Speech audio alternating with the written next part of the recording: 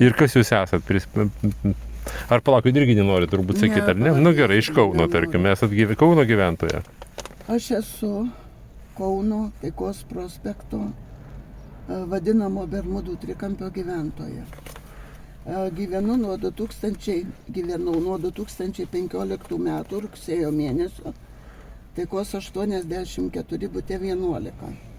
Kadangi ten vyko galimai narkotikų gamyba, tad iškenčiau 1,5 metų, nuo 24 rugsėjo 5 dienos prasidėjo iki 25 metų gruodžio 19 dienos persikraušiau į kitą namą, Taikos prospektas 82 į butą 11.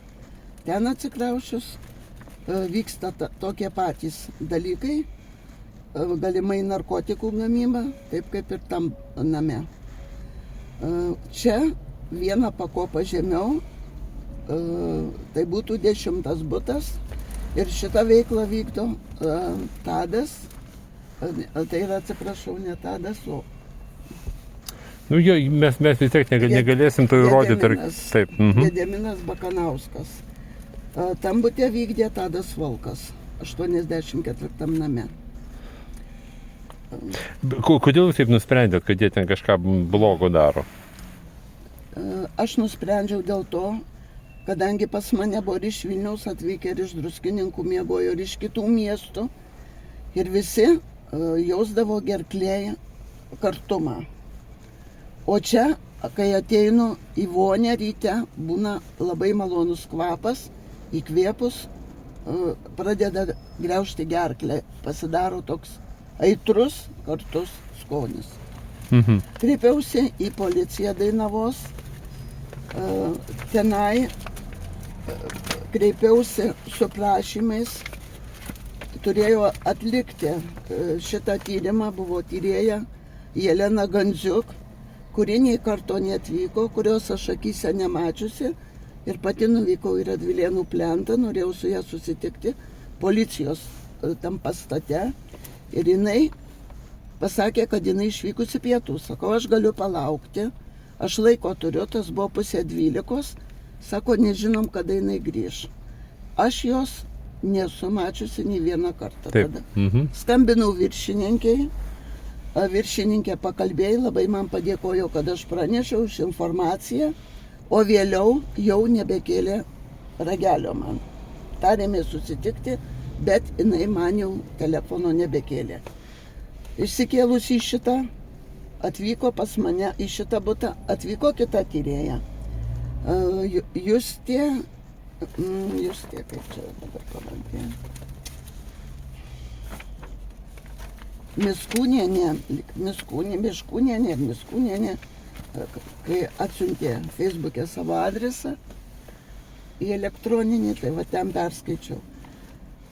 Tada kreipiausi, kadangi jokio tyrimo, vieną kartą atvyko, su kolegė 5 minutės pastovėjo, tada ėjom abidvi pas kaimyną į 10, pas Gediminą Bakanauską, kuris girdėjau dirbo ir jis namuose buvo ir jų neįsileido.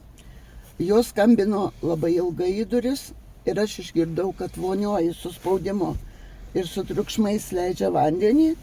Aš ją pakviečiu, jinai labai nenoriai atėjo į mano butą, paklausė, pasakė, tai ką žmogus gal tualete buvo. Tai yra 2 skirtingi dalykai. Ta patį patvirtino liudininkai, kad ir naktį, ir 4, ir 5, ir 12 vakare, ypač prieš naktį nuleidžia su spaudimu, turiu įrašus, kokie tai buvo garsai.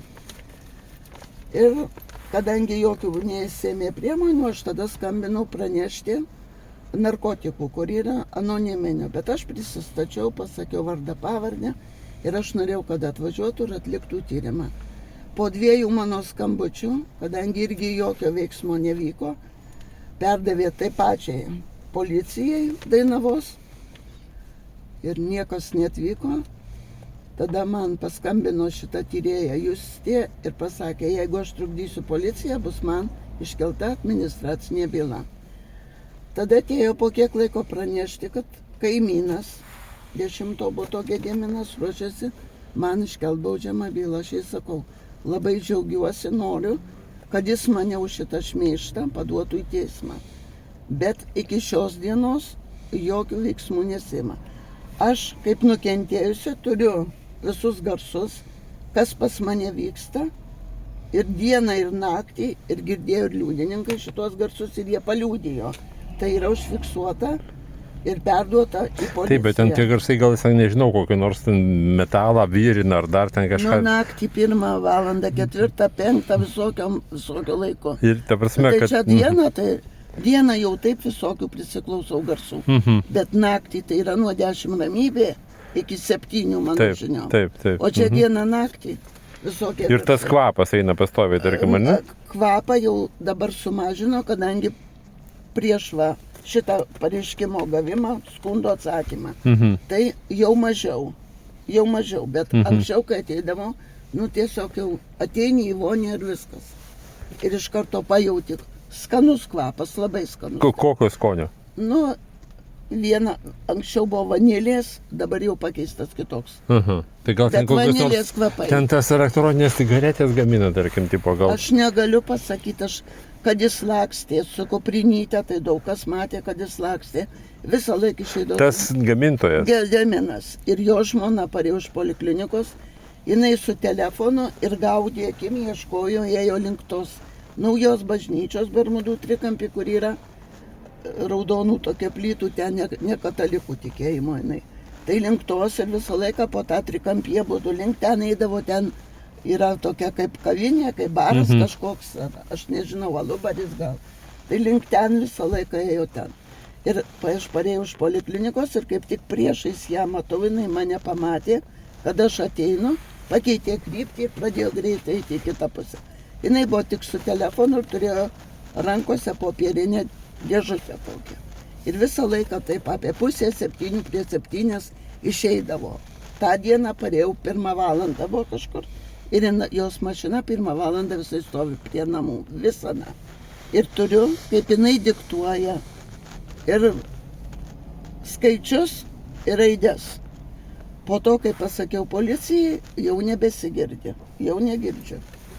Kažką šnapžda naktį, bet negirdžiu 12 valandą būna, kad šnapžda, bet nesigirdi per mano įrašus, čia per įrašus. Negaliu per sieną girdėti. Ir parėjau vieną kartą iš poliklinikos laiptiniai, baisus garsai, vandens leidimas ir užimas ir skardos. Tai ten kažkoks cechas yra gamybos, jeigu ten vandenį, tai... Ištisai. Tai būtų galima patikrinti, kiek jis vandens ir elektros išnaudoja. Kadangi ištisai. Tai matyti nemažai, tarkim, jo. Tai arba susimokėjęs ir atsijungęs, negaliu pasakyti. Bet vandens ištisai bėgimas. Kaimynė iš 3 aukšto, iš apačios sako, aš galvoju, 4 valandą einu į tualetą, ištisai vanduo bėga. Sako, galvoju, maudausi kas. Ir galiu dar pasakyti, kad tie garsai sistemingai tuo pačiu laiku tas pats veiksmas. Tai ir dar sakė, ten kažkokį tai matė kaimynas jūsų ten bičą, kuris atėjo kažko ten pirkti. Taip, nusmurgęs ir viską policijai papasakojo. Tai jinai pradeda pasakoti, mano liudininkai, užkerta iš karto taip kaip ir man. O jūs tikrai matėte, o jūs žinot. Tai tada sako, jeigu aš jums pasakoju ir jūs viską nuneigėt, tai kam jūs mane tada klausinėjat? Buvo toks pasakymas. Ne, tai ten ne žmonių darbas yra gaudyti, tarkim. Ne, bet matė, apsidairė vakare. Tas buvo, žinot, pasakysiu, kovo pradžia, tai dar 7 valandą jau temsta, jau temdavo. Ne taip kaip dabar. Ir buvo tokia prietema. Ir jis išgirdo jo balsą, kad jis garsiai kalba. Ir sako, galvoju, balkonė stoviu, pasižiūrėsiu. Ir jisai iš balkono pamatė. Ir pasižiūrėjo, kaip padavė. Tada lakstė po ten, o čia jau nuo Berželio pusės, nuo Taikos, matyt, atėjo. Nuo kitos pusės, kai pakeitė kryptį. Kai jau pasakai policijai, tai perspėjai ir tada kryptį pakeičia. Bet, žodžiu, tarkim, tie visi skundai nueina į tą patį komisariatą, kuris prisižiūri. Kaip ten jis vadinasi? Dainavos. Kur pirmo buvo buto ir šito, tai čia tas pats. Ir atsakymą parašė ta pati skaitosi viršininkė. Ta pati, Kauno apskrities vyriausio policijos komisariato Kauno miesto Dainavos policijos. Tai rašyta 26.02.20. Į šitą atsakymą dar negavom niekas, nei aš, nei kiti žmonės. Tai kodėl šitiek laiko jokio atsakymo? Nu, ką Tai šitą žmonės jau aš jau girdėjo. turiu. Taip. O čia buvo mano prezidentui rašyta. Irgi išsiųsta ir buvau pabaigoje parašysi, kad labai norėsiu atgauti laikmeną savo. Laikmenos pasirodo, va, mano prašyta, kad norėsiu. Kiek Gerai, aš tų kopiją įrašų. pasidarysiu. Ir žinokit, niekas iki šio laikmenų neatgauna. O ten laikmenas su tais garsai įrašais. Visokie garsai, ir termovizoriaus buvo, ir lubų karščio buvo, kadangi ten gamino ant galvos kaimynas. O čia viena pakopa žemiau. Nu, bet jis ten gal kokią samagoną verda, tarkim, ar negali tai būti? Nu, naktį vis tiek, ar samagoną, ar ką. Aš sakau, jūs paklausykit garsų ir suprasit, kad vyksta kaip gamyba, cechas, fabrikas. Aš taip. daug kur rašiau, kad aš gyvenu fabrike. Taip. Daug kur rašiau, kad fabrike. Kodėl jūs taip sakot? Sakau, kad jausmas toks. Tai nuleidžia, tai geležis, tai brūžina. Tai... Bet policija nekartų pasikartos nebuvo. Ta prasme, jūs sakėt, kad pasi neprisibeldė ir nieko ten 5 kartus kaimynai sakė, kiti kur matė, važiavo policija ir nei karto neįleido. Jinai sakosi, kad jinai buvo. Dabar paskutinį kartą dar buvo atvejis, prieš savaitę laiko, aš paskambinau jį ir kviečiu. Pradėjo nuo 6 ryto tvarkyti, atėjo tas, kaip aš vadinu, inžinierius, kuris supranta tas kolega, ir ištisai brūžino, darė visokie garsai. Ir aš iki 11 kenčiu ir 11 valandą paskambinu ir sakau, būkit gera, atvažiuokit tyrėją, dabar kaip tik labai dirba, viską girdėsi, kas vyksta. Jis sako, mano nedarbo laikas, aš negaliu, aš tik nuo 1 dirbu. Supratau. Tai kaip gali atlikti tyrimą, jeigu ne tada, kada aš kviečiu, kada girdisi? Taip, bet darbo metu. Visą laiką tik 1 valandą, tik 1. Dabar ta narkotikų nauja dar Samanta man paskambino, nauja tyrėja. Aš paklausiau, ar jūs Justina, ne, aš esu Samanta. Ir man paskambina ir sako, aš pas jūs atvažiuosiu, sakau, jūs atvažiuokit tada, kada aš jums pasakysiu, kada labiausiai dirba. Panorama labiausiai, kada vyksta, ir LNK žinios, kai vyksta. Labiausiai, kadangi aš televizorių jau netaip girdžiu.